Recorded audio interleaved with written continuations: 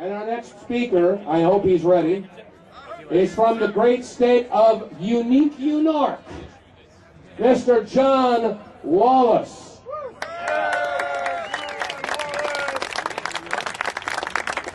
I may not be new blood, but I'm blood anyway. Yeah. Listen, I want to thank you for inviting me here today to be in the center of the nation's freedom movement. Back in 1776, our founders wrote the Declaration of Independence. And in that Declaration of Independence, they said that the government exists with the consent of the governed.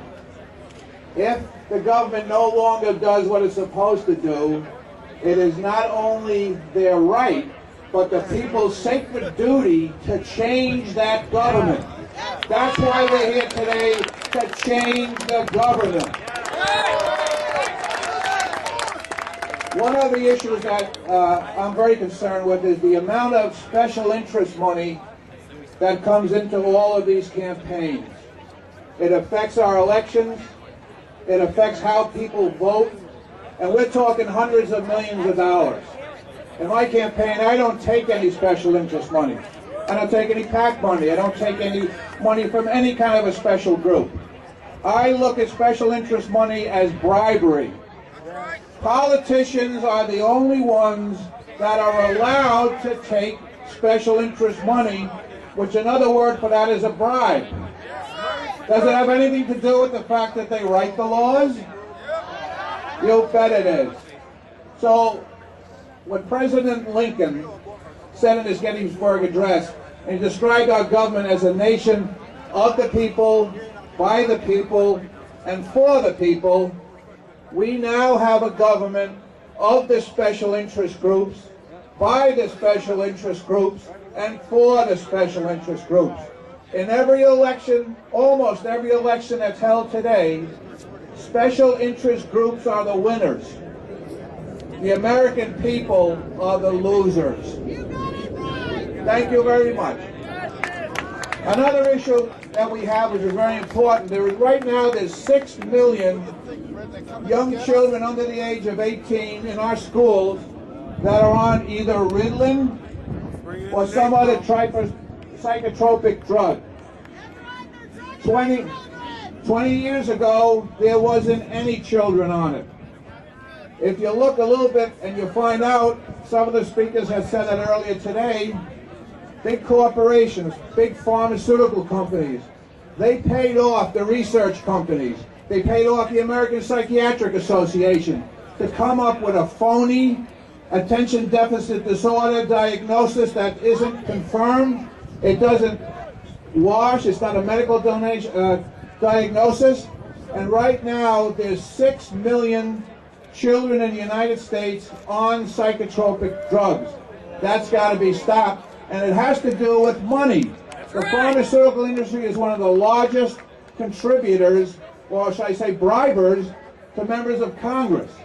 That's why we have all of these children drugged. Second Amendment rights. Why is certain people in the federal government and in the state level trying to do away with our Second Amendment rights? It's a fundamental individual right that we must fight for. Thank you. Is that good news? There's so many issues out there. Our own sovereignty. We are losing our sovereignty piece by piece. It's big corporations, it's the big banks. They form organizations called, they sound like they're real government organizations, a trilateral commission, and other organizations like that, and they recommend that inch by inch we give up our sovereignty to international organizations which are nothing more than crooked bureaucrats. It's always good to have a real good American here, but you're all good Americans. The issue is, if we talk about little by little taking our sovereignty, we only have to look at the NAFTA treaties in which we give up our sovereignty.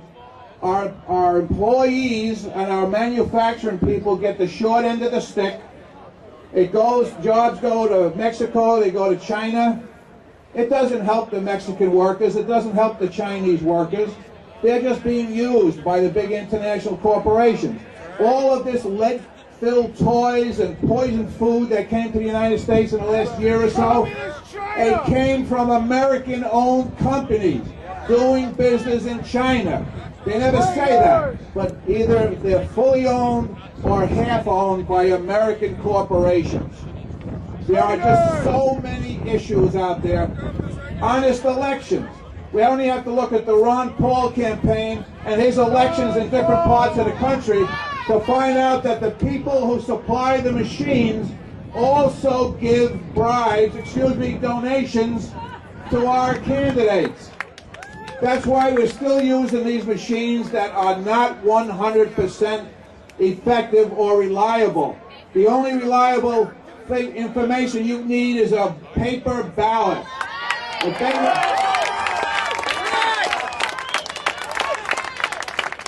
In different parts of the country during Ron Paul's campaign, people were voting for him, and he wound up with no votes. So if you think the machines are working, they're not. They're lying. And they're being paid to do that.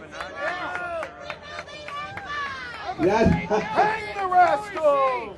There's just so many issues here, and I'm so proud to just be invited here today. There are things we have to do. We're here from all different organizations. We have to put aside our minor differences. Unite with our common goals. They're all the same. Eliminate the income tax. Preserve your Second Amendment rights. You want an honest election. I don't understand. Some people think something's wrong with that. But there's nothing wrong with it. That's what we want.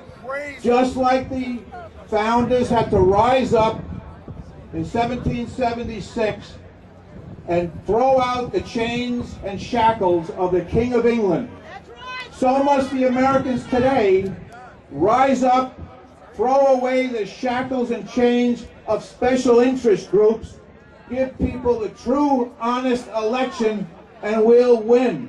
Ron Paul for president, Linda Honeycutt for vice president.